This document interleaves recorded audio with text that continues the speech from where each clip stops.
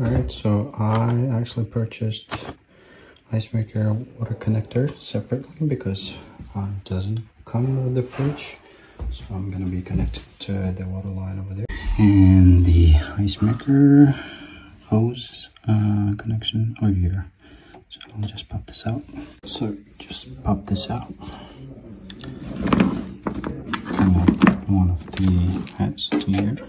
So meanwhile, I'll be cutting a hole through the cabinet. So I'm gonna be using 1.5 inch 38mm also.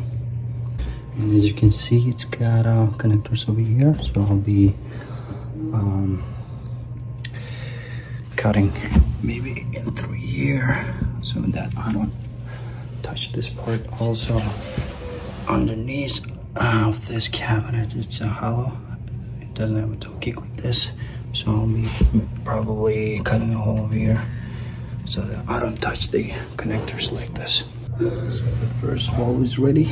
It's fairly easy.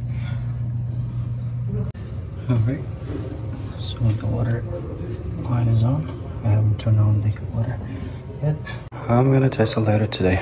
So it looks like this would be a little bit long, but I think I can leave it here. Attach it with the cap of the ice maker.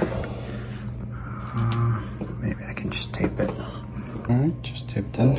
I'm just gonna leave this for now and rearrange later on.